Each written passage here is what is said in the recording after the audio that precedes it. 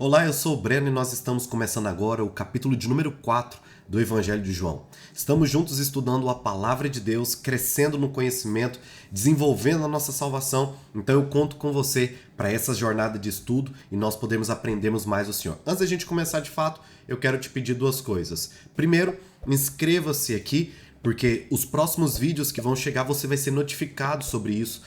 O que vai sendo feito aqui você vai sendo notificado, vai chegar até você. Então se você se inscrever, você também vai me ajudar a alcançar mais pessoas através disso. Segunda coisa, tá ficando alguma dúvida, alguma coisa que você não entendeu? Coloca aqui nos comentários ou então manda direto no meu Instagram, @Pastor Breno Fonseca, que eu quero e eu vou responder você lá. Vamos então iniciar mais um capítulo dessa jornada incrível.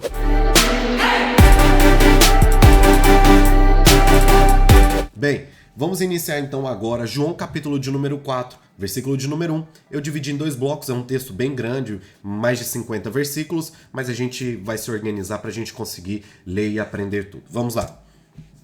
Bloco 1. Verdadeiros adoradores, João 4:1. Jesus sabia que os fariseus tinham ouvido dizer que ele batizava e fazia mais discípulos que João, embora Jesus mesmo não os batizasse, e sim os seus discípulos. Assim deixou a Judéia e voltou para a Galiléia. No caminho, teve de passar por Samaria. Chegou ao povoado samaritano de Sicar, perto do campo que Jacó tinha dado a seu filho José. O poço de Jacó ficava ali e Jesus, cansado da longa caminhada, sentou-se junto ao poço por volta do meio-dia. Pouco depois, uma mulher samaritana veio tirar água e Jesus lhe disse: "Por favor, dê-me um pouco de água para beber." Naquele momento, seus discípulos tinham ido ao povoado comprar comida. A mulher ficou surpresa, pois os judeus se recusam a ter qualquer contato com os samaritanos.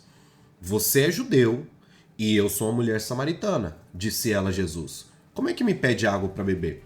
Jesus respondeu: "Se ao menos você soubesse que presente Deus tem para você e com quem está falando, você me pediria e eu lhe daria água viva. Mas você não tem corda nem balde e o poço é muito fundo", disse ela. "De onde é que você vai tirar essa água viva? Além do mais, você se considera mais importante que nosso antepassado Jacó, que nos deu esse poço? Como pode oferecer água melhor que esta que Jacó, seus filhos e seus animais bebiam?"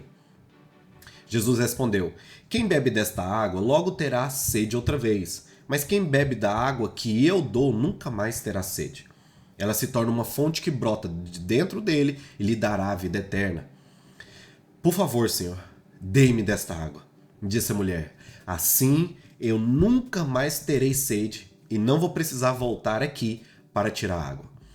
"Vá buscar seu marido", disse Jesus. "Não tenho marido", respondeu a mulher. Jesus disse: "É verdade, você não tem marido, pois teve 5 maridos e não é casada com o homem que vive agora. Certamente você disse a verdade." "O Senhor deve ser profeta", disse a mulher. "Então diga-me, por que os judeus insistem que Jerusalém é o único lugar de adoração, enquanto nós, os samaritanos, afirmamos que é aqui no Monte Gerizim onde nossos antepassados adoram?" Jesus respondeu: "Creia em mim, mulher. Está chegando a hora em que não importará se você adora o Pai neste monte ou em Jerusalém. Vocês, samaritanos, sabem muito pouco a respeito daquele a quem adoram. Nós adoramos com conhecimento, pois a salvação vem por meio dos judeus. Mas está chegando a hora, e de fato já chegou, em que os verdadeiros adoradores adorarão o Pai em espírito e em verdade.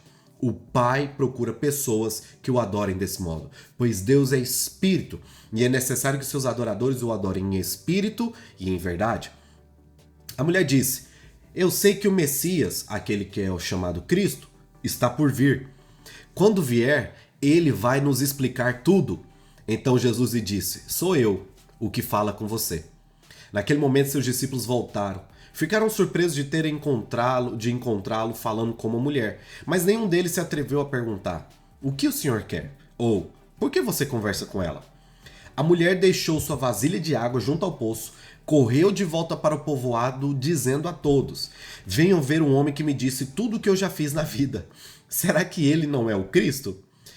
Então as pessoas saíram do povoado para ver Jesus. Enquanto isso, os discípulos insistiam com Jesus: "Rabi, come alguma coisa." Ele, porém, respondeu: Eu tenho um tipo de alimento que vocês não conhecem. Os discípulos perguntaram uns aos outros: será que alguém trouxe comida para ele?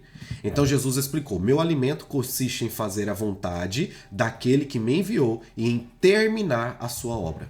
Vocês não costumam dizer: ainda falta 4 meses para a colheita? Mas eu lhe digo: despertem e olhem em volta. Os campos estão maduros para a colheita. Os que colhem já recebem salário, e os frutos que ajuntam são as pessoas que passam a ter vida eterna. Que alegria espera tanto o que semeia quanto o que colhe. Vocês conhecem o ditado: um semeia, o outro colhe. E é verdade. Eu envio vocês para colher onde não semearam. Outros realizaram o trabalho e agora vocês ajuntaram a colheita. Muitos samaritanos do povoado creram em Jesus por causa daquilo que aquela mulher relatou. Ele me disse tudo o que eu já fiz. Quando saíram para vê-lo, insistiram que ficasse no povoado. Jesus ficou ali mais 2 dias. E muitos outros ouviram sua palavra e creram.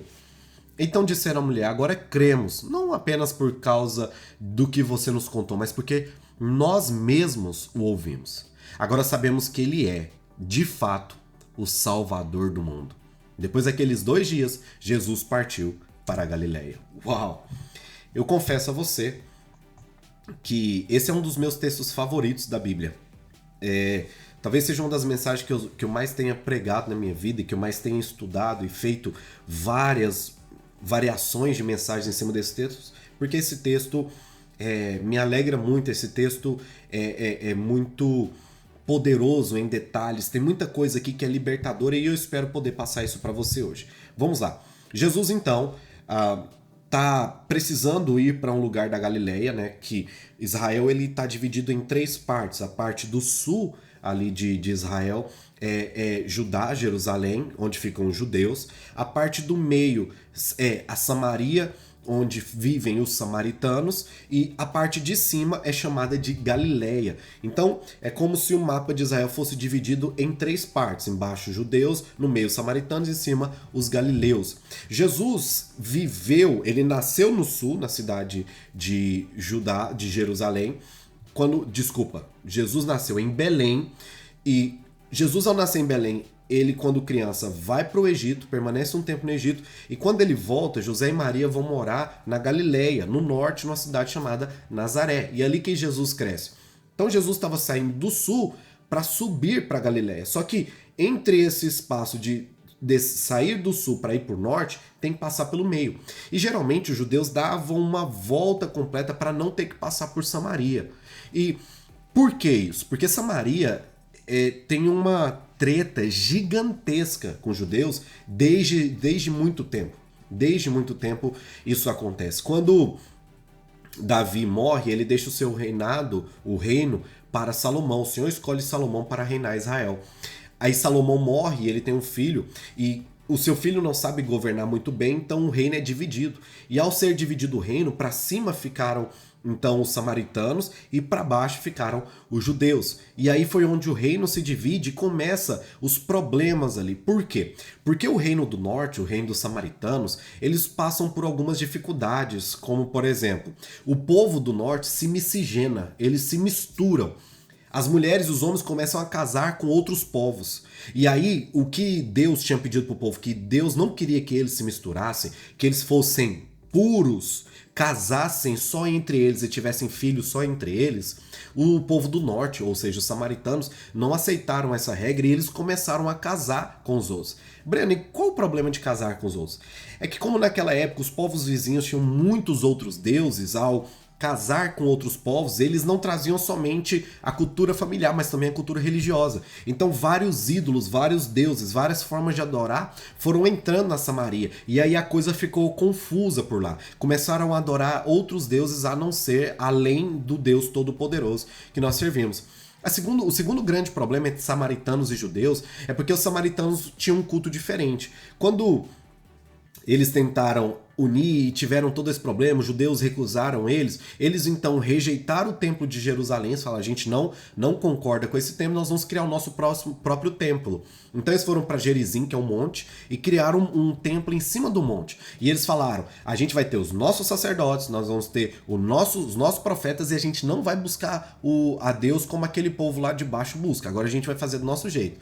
E quando eles fizeram isso, eles quebraram também o mandamento, uma direção que Deus tinha dado para eles, que todos tinham que adorar ali no templo de Jerusalém. Então os samaritanos se tornaram inimigos fervorosos mesmo dos judeus.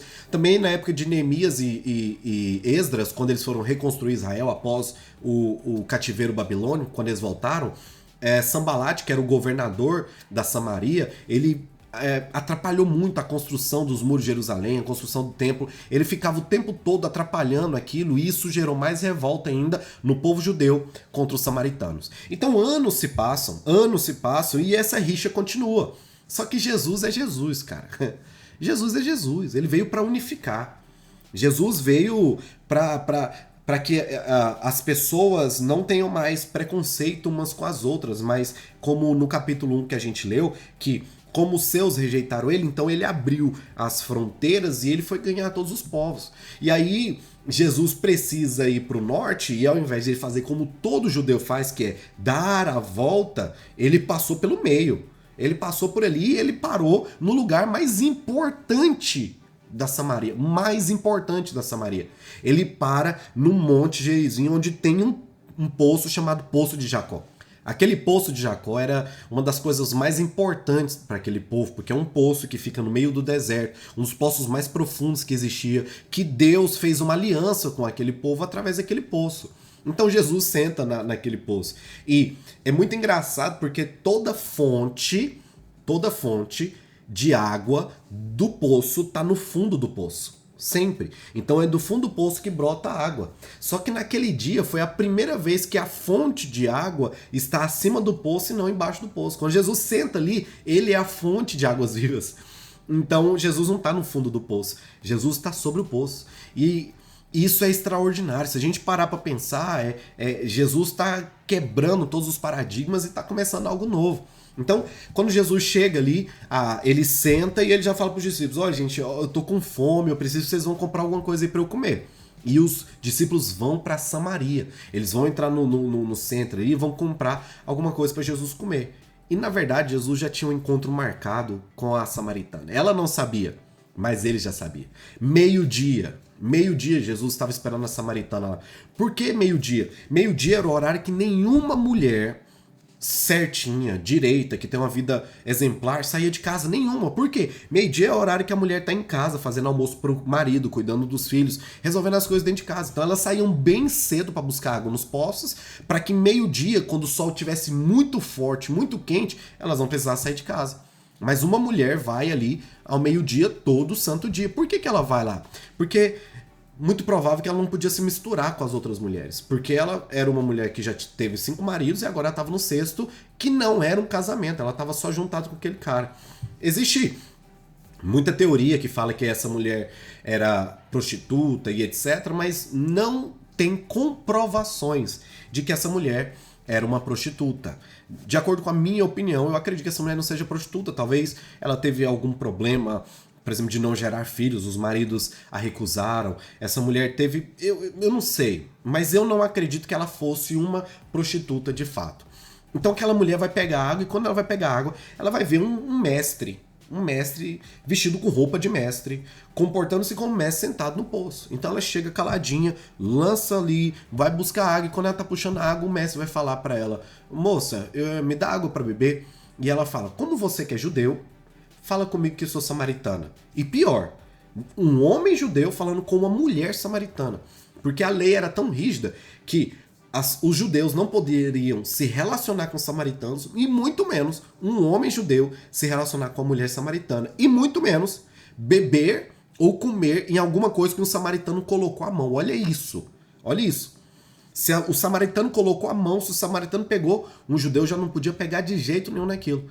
E aí ela tá preocupada com isso. Então por isso que ela fala, você não tem balde aí? Como é que eu vou pegar do meu balde e dar pra você? Você não pode pegar no mesmo balde que eu. E Jesus fala para ela, filha, se você soubesse, você não estava preocupado em como você vai me dar água, mas você ia pedir água para mim, porque eu sou a fonte de água viva. A água que eu tenho para oferecer para você é uma água que vai matar a sua sede para todo sempre. Essa história está decorrendo, isso está acontecendo, e Jesus está ali ministrando, pregando para essa mulher, transformando a vida dela. E quando Jesus confronta ela, quando Jesus ensina para ela que ele é a fonte de águas vivas, que ele é que tem a água da verdade, essa mulher fala, nossa, mas você é muito sábio, nossa, mas você é incrível demais. Olha, eu tô esperando assim que chegue aí o Messias, o Cristo. Porque quando ele chegar, ele vai explicar mais coisas. Você tá explicando as coisas muito legal, mas tem um Messias aí que tá todo mundo esperando. Quando esse cara chegar, ele vai resolver tudo. Jesus falou, opa, eu sou o Messias. Esse aí que você tá esperando sou eu. E aí, isso salta no coração da mulher. Por que isso é comprovado? Porque quando Jesus pergunta se ela tem marido, ela fala, não, eu não tenho marido. Jesus fala assim, você tem 5, teve 5, e o sexto que tá lá na sua casa não é seu marido. E a mulher já fala, cara, esse homem é profeta. Você lembra que eu falei que passaram-se 400 anos sem profeta? 400 anos em silêncio absoluto. Então, essa mulher há muito tempo já não ouvia falar mais sobre profeta. E ela tá vendo agora um profeta ali. Ela acha que aquele cara, aquele Jesus ali é um profeta que tá sentado na frente dela. E aí ela começa a falar, cara, eu quero isso aí. E aí olha a primeira coisa que ela faz, olha que forte isso. Ela fala, me dá dessa água que nunca mais terei sede, porque assim eu nunca mais vou precisar voltar aqui para buscar água. Traduzindo, eu nunca mais vou ter que passar vergonha. Porque assim, Jesus, aí eu abro um parênteses, meu parênteses, ok? Jesus, é tão humilhante vir aqui todo dia, meio-dia, buscar água, porque eu não posso vir com as outras mulheres, porque os maridos não gostam que eu esteja perto das outras mulheres, eu perigo eu ser apedrejada, ser escorraçada, as mulheres me humilham. Nossa, se você pudesse me dar uma água para eu não precisar ser humilhada mais. Então, a mulher estava preocupada com isso, ela estava preocupada com a tristeza que o coração dela carregava, de ela ter que se humilhar e estar ali sempre. E Jesus ia dar realmente isso para ela. Ela nunca mais seria humilhada, porque Jesus tinha um propósito tão gigantesco para a vida dela que, de fato, ela nunca mais seria humilhada diante daqueles homens. Não do jeito que ela pensava, mas algo muito poderoso estava para acontecer. Então, aqui ela coloca que ele então é um profeta, e aí ela vem fazer uma pergunta, questionar, fazer uma pergunta importantíssima para Jesus. Ela quer testar Jesus para saber se Jesus é inteligentão mesmo ou não. Ela fala assim, então, Jesus, deixa eu te perguntar uma coisa. Os judeus insistem que Jerusalém é o único lugar da adoração. Ou seja, é um lugar que a gente pode buscar a Deus. Mas os samaritanos, que é a gente, afirmam que aqui no monte, aqui esse lugar que a gente está, é onde os antepassados adoraram e a gente vai ter que adorar agora. Me fala aí, onde é que a gente realmente tem que adorar? Me fala, já que você é o espertão, a gente tem que adorar lá em Jerusalém ou a gente tem que adorar aqui no monte? Então, ela estava testando Jesus para saber se Jesus ia falar algo que ia desmerecer ela, desmerecer os samaritanos, desmerecer os judeus. Ela estava colocando Jesus ali em uma sinuca de bico. E Jesus tranquilamente responde algo que é eterno. Ele fala assim, olha, crê em mim, mulher, porque está chegando a hora em que deixa eu te mostrar, em que já não importa, esse de vermelho, porque é a parte mais importante, em que já não importará se você adora o Pai neste monte ou em Jerusalém. Uau! Então ele fala, olha, tá chegando uma hora que você não tem mais que preocupar se é monte ou se é templo. Vocês samaritanos sabem muito pouco a respeito daqueles a quem adoram. Nós adoramos com conhecimento, pois a salvação vem por meio dos judeus. Ponto. Ele está falando dele mesmo. A salvação, que sou eu, vem por meio dos judeus, da genealogia dos judeus. Ponto. Mas está chegando a hora, e de fato já chegou. Então ele falou, eu estou inaugurando um tempo aqui na Terra. Que tempo é esse? Em que os verdadeiros adoradores adorarão o Pai, com P maiúsculo, em espírito, com E minúsculo, e em verdade. O Pai procura pessoas que o adorem desse modo. É assim que ele quer ser adorado. Pois Deus é espírito, e é necessário que seus adoradores o adorem em espírito e em verdade. O que Jesus está querendo dizer aqui? Presta atenção. Talvez esse versículo foi pregado de várias formas, você já ouviu de outra forma, mas eu vou te explicar, não de acordo com a minha opinião, mas de acordo com o contexto do que a gente está estudando aqui. Jesus, então, está só dizendo para ela o seguinte, olha, isso é um pouco complicado, mas preste atenção. O templo é uma sombra de quem Cristo é. Como assim? É uma representação. Deus deu o templo, o tabernáculo para os judeus, dizendo, enquanto eu não envio o Messias para vocês, adorem no templo. Mas o templo é só enquanto o Messias não chega. Porque quando o Messias chegar, vocês não vão precisar mais do templo, porque então vocês terão o Messias. Isso, teologicamente falando, é que a sombra do Antigo Testamento, ela finda, ela acaba quando Jesus chega. Então não é mais necessário o templo, porque agora Jesus está ali. Jesus chegou, então não é mais necessário fazer no templo o que eles faziam antes, porque agora Jesus está e está tudo resolvido em Jesus. Então, ele fala, chegou o tempo em que os verdadeiros adoradores, ou seja, verdadeiros adoradores, independente se é judeu, galileu, samaritano, se é mulher ou se é homem, se é novo, adulto ou idoso, se é branco, preto, amarelo, não interessa. Os verdadeiros adoradores. E a marca dos verdadeiros adoradores é que eles adoraram em espírito e em verdade. Traduzindo esse contexto. Eu não quero que vocês me adorem no templo ou no monte. Porque eu não quero que vocês coloquem a minha figura ligada a um lugar. Ai, para buscar a Deus, para sentir a Deus, eu só sinto Deus no monte. Eu só sinto Deus na igreja. Eu só sinto Deus no culto da quarta-feira. Eu só sinto Deus no culto da tarde da libertação. Sabe, eu só sinto Deus quando eu tô escutando uma música. Eu só sinto Deus quando é o pregador fulano de tal que tá pregando. Então, os verdadeiros adoradores, homens e mulheres maduros espiritualmente, são homens e mulheres maduros que não buscam ao Senhor em lugares, mas eles buscam em espírito. Não espírito com E maiúsculo, porque espírito com E maiúsculo fala sobre o Espírito de Deus, mas espírito com E minúsculo fala sobre você. Ou seja, você agora está capacitado a buscar a Deus dentro da igreja, fora da igreja, em cima do monte, fora do monte, no horário de culto, fora do horário de culto, dentro do carro, no trânsito, no Uber, no ônibus, de manhã, de tarde, à noite, de madrugada, comendo. Você tem liberdade para buscar a Deus em qualquer lugar, porque Deus não quer que ele seja ou que você o vincule a um lugar, a uma imagem. Deus não quer que você vincule a uma imagem. Deus não quer que você vincule a intermediadores. Ele quer ser adorado em espírito e em verdade. Você tornou-se um adorador. Então, não é sobre o lugar que você está, porque você é o lugar que vai gerar adoração. Eu vou repetir. Depois que Jesus veio, você não precisa mais ter um lugar para adorar a Deus. Qualquer lugar que você estiver, a adoração vai acontecer. Porque agora o Espírito de Deus está dentro de você. E você tornou-se um lugar de adoração para Deus. É necessário que os adoradores o busquem em espírito e em verdade. Uau! Glória a Deus! Então vem o próximo versículo e ela fala, cara...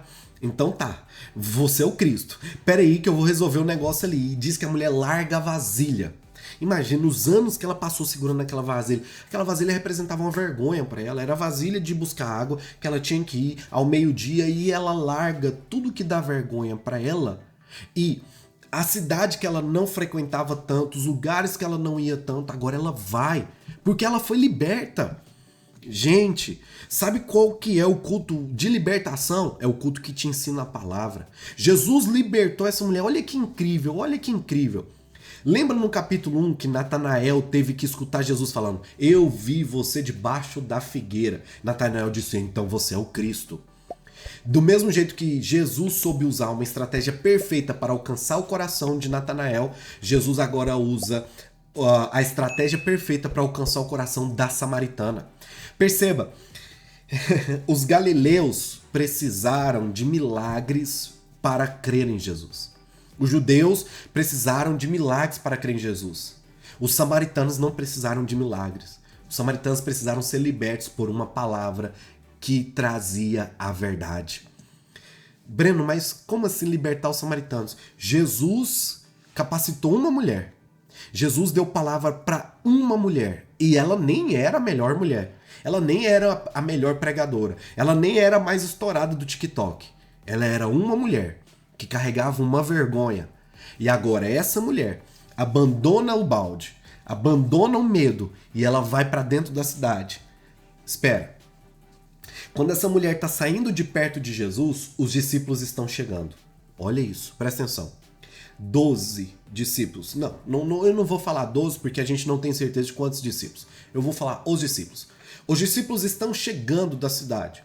Os caras passaram um tempão na cidade e não converteram ninguém. Os caras que andam com Jesus, os caras que viram Jesus fazendo milagre, os caras que conhecem Jesus, os caras que ouvem a palavra de Jesus, passaram um tempo na cidade e não se preocuparam em pregar para ninguém, procurando comida. Uma mulher que nem andou com Jesus, que nem conheceu o que eles conheceram, que não viu nenhum milagre, mas ouviu uma palavra que liberta. Porque não existe nada mais libertador que um pregador que prega a palavra de Deus. Aquela mulher correu para a cidade. Enquanto os discípulos não conseguiram nem sequer pregar para o povo, uma mulher transformou toda uma cidade. E eu vou te provar. Olha o que a Bíblia diz. A mulher deixou sua vasilha de água junto ao poço e correu de volta para o povoado, dizendo a todos. Então ela entrou gritando na cidade, desesperada, como quem achou a mina de ouro. Venham ver um homem que me disse tudo que eu já fiz na vida. Então os caras falaram, caraca, se falou tudo que você fez na vida, então o cara é bom mesmo, porque os trem errados você já fez. Aí ela fala assim, então, olha isso, será que esse cara não é o Cristo? Aí versículo 30, então as pessoas saíram do povoado para ir ver. Quem que é esse cara que mudou a vida dela? Quem que é esse cara que transformou a vida dessa mulher? Eu nunca vi essa mulher feliz. Toda vez que eu olhava para ela, eu via ela com vergonha. Toda vez que eu olhava para ela, eu via ela com medo. Mas olha do jeito que ela tá agora. A gente tem que conhecer o cara que mudou a vida dessa mulher. Porque se ele foi capaz de mudar a vida dela, imagina o que ele não vai fazer na nossa vida. Quando você conta um testemunho, as pessoas vão falar, caraca, se Deus foi capaz de mudar a sua vida, imagina o que ele não vai fazer na minha. Vamos lá descobrir o que está acontecendo. Então as pessoas saíram do povoado para vê-lo, enquanto os discípulos insistiam com Jesus. Jesus, come alguma coisa, você mandou a gente buscar pão. Nem eles sabiam que Jesus estava arrumando uma desculpa para tê-los longe, para eles não atrapalharem a pregação de Jesus, a transformação na vida daquela mulher. E ele diz que a comida dele é fazer a vontade do Pai, é fazer a obra de Deus. Então, aqui vem um trecho muito interessante que ele está dizendo assim, ó, ainda falta 4 meses para a colheita, vocês estão falando, mas o tempo da colheita chegou. Aí ele fala assim, ó, os campos estão brancos, ou os campos estão maduros para a colheita. De quem que ele está falando? Eu imagino Jesus em cima do monte, presta atenção, os discípulos falando, os discípulos olhando para Jesus, tentando entender o que Jesus está falando, Jesus olhando de cima para baixo, uma multidão de gente vindo, incrédula, não entendendo nada, adorando errado, mas com sede. E aí Jesus olhou e falou, aí, ô discípulos, o campo está pronto para ser colhido. Olha o tanto de gente chegando aí, olha o tanto de gente chegando para a gente cuidar, para a gente pastorear, para a gente transformar a vida deles, para a gente colocar a vida deles no rumo. Os campos estão maduros para a colheita. Vamos trabalhar. Vamos trabalhar. Então, Jesus está de cima olhando e falando, aí, discípulos, se preparem. Está chegando uma multidão de gente. E essa multidão está vindo para ouvir uma palavra. E nós vamos cuidar deles. É incrível isso, né? Às vezes a gente escutou esse versículo de uma outra forma, mas é exatamente assim que o versículo vem para tentar nos explicar e o que de fato está acontecendo. Aí a última parte aqui, muitos samaritanos do povoado creram em Jesus. Muitos, não todos, muitos. Então mesmo Jesus pregando, mesmo as pessoas contando testemunho, mesmo acontecendo tudo, nem todos creram. Pegou isso daqui? Nem todo mundo vai crer. Nem todo mundo vai crer. O próprio Jesus estava lá, imagina agora. O próprio Jesus estando lá, nem todo mundo creu. Muitos creram. Por causa daquilo que aquela mulher relatou. Ele me disse já tudo que eu fiz. Olha isso, uma frase foi o que fez uma frase, foi o que fez um povoado inteiro ir atrás de Jesus. Uau! E eles gostaram tanto, eles se sentiram tão vivos que eles falaram: Jesus, fica mais 2 dias, por favor, fica mais 2 dias. E aí termina essa primeira parte dizendo: então disseram à mulher, agora cremos, não apenas por causa do que você nos contou, mas porque nós mesmos ouvimos ele falando. Agora sabemos que ele é, de fato, o Salvador do mundo. Enquanto os judeus não criam, os samaritanos acreditavam. Enquanto os judeus rejeitavam, os samaritanos, os problemáticos, os cara difícil, os cara treta, olhavam e falavam: a gente acredita. Esse Jesus aí é o Salvador do mundo. Então, vamos lá para algumas aplicações, ou melhor, 3 aplicações para a nossa vida sobre esse primeiro bloco. Desculpa. 3 aplicações. Primeiro, vocês sabem o problema entre samaritanos e judeus, então isso dificultava o acesso entre eles, mas Jesus foi lá quebrar essa barreira, porque Jesus ele está interessado nos filhos dele, independente do que eles acreditam, do que eles façam, porque até Jesus eles podem ter a vida do jeito que for, mas de Jesus para frente a vida deles serão transformadas. Então, às vezes a gente quer pregar o evangelho só para crente, né? Forte isso, né? Às vezes a gente quer pregar só para quem já é de Deus, quem é crente, quem tá ali, quem é fiel. Mas Jesus quer que nós alcancemos os outros, e principalmente os problemáticos, os doentes, as pessoas mais complicadas. Ele quer alcançar, porque quando ele transformar a vida dessas pessoas, será muito mais poderoso. O Senhor quer que nós alcancemos os samaritanos. Segunda coisa, o Senhor está buscando verdadeiros adoradores, pessoas que não estabelecem lugares para adorar, mas pessoas que adoram em verdade. Então, que você pare de achar que só o culto, só a igreja, só existe um lugar para você ler a Bíblia, para você orar, para você sentir a Deus. Ah, tô me sentindo mal hoje, mas nossa, o culto é só daqui 2 dias, vou ter que esperar isso acontecer. Não. Ajoelha onde você estiver, ora onde você estiver. Se não der para ajoelhar, ora sentado, levantado, deitado, não interessa. Só interessa que você adore ele em espírito e em verdade. Adorar a Deus em espírito e verdade é adorar a Deus em todos os lugares e em todos os momentos. E o terceiro, evangelismo eficaz. A samaritana teve mais eficácia que os próprios discípulos de Jesus em Samaria. A transformação dela foi a comprovação que as pessoas precisam ver para crer. Então você precisa começar a contar o testemunho do que Deus fez na sua vida, para que essas pessoas sejam alcançadas e sejam transformadas. Que você não comece a contar os seus testemunhos como alguém que está contando vantagem, mas você conte testemunho como um mendigo que achou pão e agora está contando para outro mendigo onde foi que você achou o pão. Quando nós testemunhamos, nós não testemunhamos para contar vantagem, para dizer que nós somos bons. Mas quando nós testemunhamos o que Jesus está fazendo na nossa vida para mostrar para as pessoas. Se ele fez na minha, ele também pode fazer na sua. E olha para mim, não tem nada de especial em mim. E ele fez em mim. Você também pode ser alcançado. Você precisa contar seus testemunhos.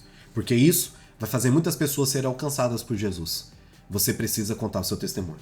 Então, vamos aqui para o segundo bloco. O segundo bloco tem um tema, eu coloquei o tema Crer para Ver. O segundo bloco vem para contar o segundo milagre de Jesus. Então, o primeiro milagre de Jesus foi a transformação de água em vinho. Agora a gente vai começar aqui o segundo milagre. Versículo 43. Ele mesmo tinha dito que um profeta, ele mesmo quem? Jesus, tinha dito que um profeta não é honrado em sua própria terra. Mas uma vez em que os galileus haviam estado em Jerusalém para a festa da Páscoa e visto tudo o que Jesus fizeram, eles o receberam. Enquanto Jesus viajava para a Galileia, chegou a Caná, onde tinham transformado água em vinho. Perto dali em Cafarnaum, havia um oficial do governo cujo filho estava muito doente. Quando soube que Jesus viera da Judeia para a Galileia, foi até ele e suplicou que fosse a Cafarnaum para curar seu filho, que estava à beira da morte. Jesus falou a todos, jamais crerão, a menos que vejam sinais e maravilhas. O oficial implorou: Senhor, por favor, venha antes que meu filho morra. Volte, disse Jesus, seu filho viverá. O homem creu nas palavras de Jesus e partiu para casa. Enquanto estava a caminho, alguns de seus servos vieram ao seu encontro com a notícia de que o seu filho estava vivo e estava bem. Ele perguntou quando o menino havia começado a melhorar e eles responderam: ontem à tarde, mais ou menos 1 hora da tarde, a febre subitamente desapareceu. Então o pai percebeu que havia sido naquele exato momento que Jesus tinha dito: seu filho viverá. E o oficial e todos da sua casa creram em Jesus. Esse foi o segundo sinal que Jesus realizou na Galileia, depois que veio da Judéia. Olha que interessante esse segundo milagre de Jesus. Primeira coisa muito legal que o segundo milagre de Jesus acontece exatamente onde o primeiro milagre de Jesus aconteceu. Mas ele começa o texto aqui dizendo assim, que o profeta não tem honra na sua própria casa. O que isso está querendo dizer? É porque como Jesus nasceu ali na Galileia, cresceu ali na Galileia, em Nazaré, todos ali aparentemente conheciam Jesus. Então quando Jesus chegava, os caras falavam: quem que é esse aí? É Jesus. O Jesusinho, o filho do José e da Maria lá, moço, a gente jogava futebol aqui com o cara, o menino era amigo nosso, cresceu com meu filho, e o cara é o Messias, não tem como ser o Messias, não tem jeito, não, isso aí, eu não concordo com isso, não, eu não acho que isso aí é verdade, não, o cara Messias, o cara tava aqui com a gente, Messias é o cara que vai vir do céu, o cara todo poderoso, não tem como, o Jesus, aquele menino que tava aqui, que a gente viu crescer, ser o Messias. Então, quando ele fala que o profeta não é honrado na sua própria terra, ele está falando isso. Porque tem pessoas que te descredibilizam porque viram a sua história acontecer. E as pessoas que mais te honram é aquelas que não viram a sua história, mas te conheceu quando você já estava pronto. Então, essas pessoas viram ele crescendo e começou a descredibilizar ele, mas não tinha problema. Só que a segunda coisa, que era o maior problema daquele povo, é que aquele povo estava viciado em milagre. Olha que contrastante isso. É por isso que eu amo estudar a Bíblia de forma completa. Porque olha que contraste que está acontecendo aqui. Primeira parte, você fala sobre Samaria, o povo problemático. O povo não precisou de nenhum milagre para se converter. E não foi um ou dois se converter, foi uma cidade inteira que se converteu, sem ver milagres. O povo aqui, vendo milagres, já tinha visto a água sendo transformada em vinho. Na verdade, eles não tinham visto, mas todo mundo começou a falar sobre aquilo, pelo que a gente já entendeu. Então as pessoas já estavam indo atrás de Jesus, já estavam entendendo. E aí eles vão ficando viciados em milagres, viciados. E a gente tem gente assim, esses dois tipos de crente. Um crente que escuta a palavra de Deus, é transformado, e agora ele nem precisa mais que Jesus fique falando muita coisa pra ele. Não, falou: Jesus, eu entendi, fechou. Agora deixa eu ir pregar. Tchau, eu vou resolver o negócio. O cara vai chegar e falar: mano, Jesus vai fazer isso. O cara que vai começar a ser usado, o cara que vai ser transformado, vai se tornar uma samaritana que sai do fundo do poço e vai gerar água de vida eterna na vida das pessoas. E a gente tem o segundo tipo de gente que tá aqui. Depende de milagre. É viciado em milagre. Gosta de milagre. Quanto mais milagre, profecias ele recebe, aí ele crê em Deus. Agora, se ele passa um mês sem ir num culto poderoso, sem ver um profeta que revela o CPF dele, não tá dando certo. Então, é isso aí que Jesus está falando de verdadeiros adoradores que adoram espírito e verdade. O cara precisa adorar o Senhor por quem ele é, não pelo que ele faz. Os samaritanos adoraram Jesus por quem ele é. Só de ouvir a voz de Jesus, os caras se converteram. Aqui não, aqui os caras querem ver milagres, os caras querem ver maravilhas, os caras querem ver um monte de coisa para falar assim: pô, eu acho que eu acredito nesse cara aí. Então é isso, essa é a diferença dos verdadeiros adoradores. Os verdadeiros adoradores não precisam ver, eles acreditam em ponto final. Então, Jesus foi pra Galiléia, chegou lá, e aí tinha um cara que era um oficial do rei, então um cara muito importante. Ele tava andando por ali, provavelmente trabalhando, fazendo alguma coisa, e aí ele ouve falar do tal de Jesus. Imagina ele andando, os caras falam: mano, Jesus chegou aí.